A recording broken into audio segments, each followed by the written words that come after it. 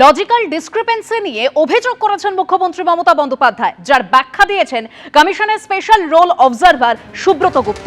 তিনি বলেছেন, কিভাবে মুখ্যমন্ত্রী বলছেন জানি না, নথি থাকলে অসুবিধে নেই, শুনানিতে নথি দিয়ে ভুল ধরিয়ে দিতে পারলে অসুবিধে নেই। কোথাও কোথাও অশান্তির খবর এসেছে, কিন্তু সব জায়গায় নয়।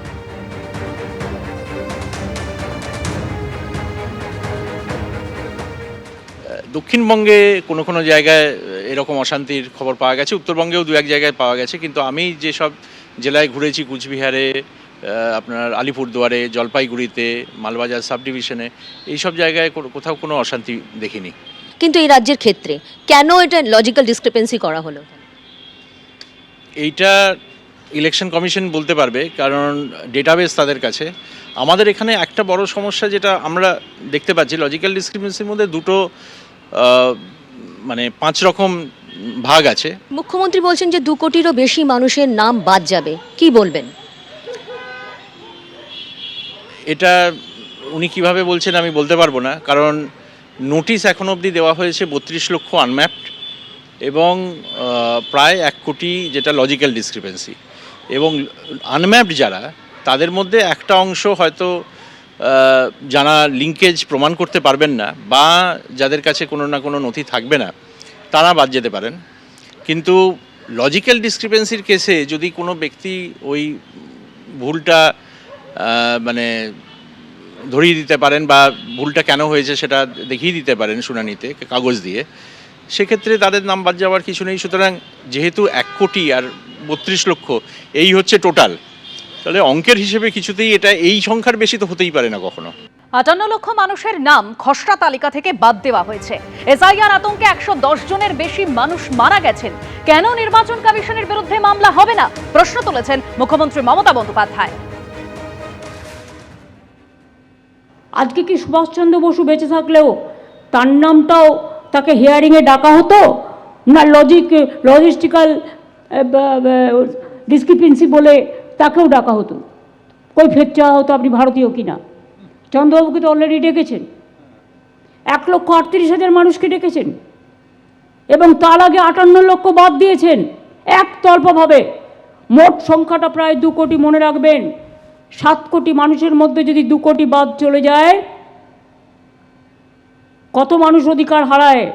নির্বাচনের সময় টেলিপ্রম্পটারে 2টো বাংলা ওয়ার্ড লিখে নিয়ে এসে, কখনো বঙ্কিমদা, কখনো রবীন্দ্রনাথ ঠাকুর জন্মেছে শান্তিনিকেতনে, কখনো ইধার উধার জানি না, নানা রকমভাবে বাংলাকে অসম্মান করা হয়। আজকে আপনাদের মনে একটু কাটা দিচ্ছে না? 110 জনের বেশি মানুষ মারা গেছেন, কেন ইলেকশনের বিরুদ্ধে কেস হবে না? এত মৃত্যুর দায় ইলেকশন কমিশনকে নিতে হবে এবং গভর্নমেন্ট অফ ইন্ডিয়াকে নিতে হবে। মমতা বন্দ্যোপাধ্যায় প্রশ্ন তুলেছেন, আপনারা শুনলেন যে 58 লক্ষ মানুষের নাম খসড়া তালিকা থেকে বাদ দেওয়া হয়েছে। এসআইআর আতঙ্কে 110 জনের বেশি মানুষ মারা গেছেন, তাহলে কেন নির্বাচন কমিশনের বিরুদ্ধে মামলা হবে না, প্রশ্ন তুলেছেন মুখ্যমন্ত্রী মমতা বন্দ্যোপাধ্যায়।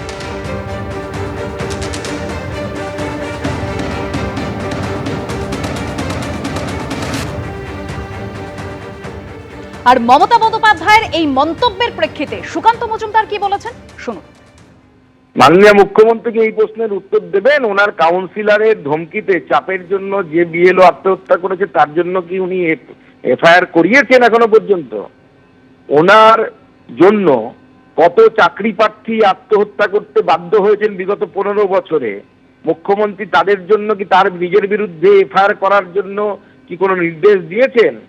উনি যে প্রশাসনকে দলদাসে পরিণত করেছেন, চুরিকে ধর্ম বানিয়ে ফেলেছেন এবং কয়লা পাচার থেকে শুরু করে ওনার পরিবারের লোক কালীঘাটের অর্ধেক জমি কিনে নিয়েছেন, তার জন্য কি ওনার পরিবারের লোকেদের বিরুদ্ধে এফআইআর করার মতো দুঃসাহস মমতা বন্দ্যোপাধ্যায় বা সততা দেখাতে পেরেছেন কি? ওনার মুখ দিয়ে এই সমস্ত কথা মানায় না। দেশের ইতিহাস লুকিয়ে দেওয়ার, ভুলিয়ে দেওয়ার চেষ্টা করা হচ্ছে বলে আজকে অভিযোগ করেছেন মুখ্যমন্ত্রী মমতা বন্দ্যোপাধ্যায়। মনীষীদের অসম্মান করার চেষ্টা হচ্ছে, ভাষাকে অসম্মান করা হচ্ছে। রেড রোডে নেতাজি সুভাষচন্দ্র বসুর জন্মবার্ষিকী অনুষ্ঠান থেকে আক্রমণ শানিয়েছেন এই বলে মুখ্যমন্ত্রী মমতা বন্দ্যোপাধ্যায়। ভারতবর্ষের মনীষীদের অসম্মান করা হচ্ছে, সে মহাত্মা গান্ধীজি হোক, বিশ্বকবি রবীন্দ্রনাথ ঠাকুরই হোক, নেতাজি সুভাষচন্দ্র বোসই হোক, বাবা সাহেব আম্বেদকারই হোক, বল্লভভাই প্যাটেলই হোক, বিনয় বাদল দীনেশই হোক, ঈশ্বরচন্দ্র বিদ্যাসাগরই হোক, একটা অসম্মান, একটা অসহিষ্ণুতা, একটা অরুচিকর কথাবার্তা, তাদের প্রতি অসম্মান, ভাষার প্রতি অসম্মান, আমাদের অস্মিতাকে আজকে আমাদের সকলের সামনে এনে দাঁড় করিয়েছে। সংবিধান রচয়িতা কমিটির চেয়ারম্যান বাবা সাহেব আম্বেদকর, লালবাল পাল, বল্লভভাই প্যাটেল, রাজেন্দ্র প্রসাদ থেকে শুরু করে যারা স্বপ্ন দেখেছিলেন, আজকে তাদের স্বপ্ন ভেঙে টুকরো টুকরো হয়ে যাচ্ছে। নিজেদের ইতিহাস চাপিয়ে দেওয়া হচ্ছে, যার সাথে দেশের ইতিহাসের কোনো সম্পর্ক নেই। বাবা সাহেব আম্বেদকরের সংবিধানকে আমরা মানি, এটাই ভারতবর্ষের গণতন্ত্রের স্তম্ভ এবং পীঠস্থান। আজকে পদে পদে সেই সংবিধানকে লাঞ্ছিত করা হচ্ছে, মানুষকে বঞ্চিত করা হচ্ছে, অধিকার কেড়ে নেওয়া হচ্ছে, গণতন্ত্রকে উল্লঙ্ঘিত করা হচ্ছে, গণতন্ত্রকে লঙ্ঘিত করা হচ্ছে।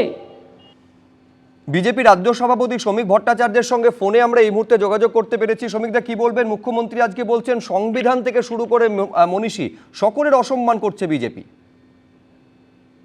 দেখুন, মুখ্যমন্ত্রীর যে দল তৃণমূল কংগ্রেস এখনো কংগ্রেসটাকে পরিত্যাগ করতে পারেননি। কংগ্রেসের গর্ভ থেকে জন্ম নেওয়া কোনো রাজনৈতিক দলের প্রধানের এই কথা বলার কোনো নৈতিক কিংবা রাজনৈতিক অধিকার নেই। নেতাজি সুভাষচন্দ্র বসুর সঙ্গে, রাসবিহারী বসুর সঙ্গে, রবীন্দ্রনাথ ঠাকুরের সঙ্গে কংগ্রেস কি আচরণ করেছে, বিদ্যাসাগরের কি মর্যাদা দিয়েছে দশকের পর দশক ভারতবর্ষের ক্ষমতায় থাকবার পরে, আজকে সেই প্রশ্ন মানুষ করছে।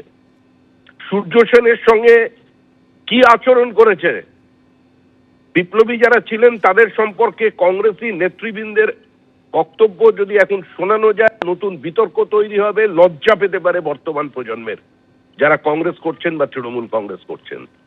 সেটা না জানাই ভালো।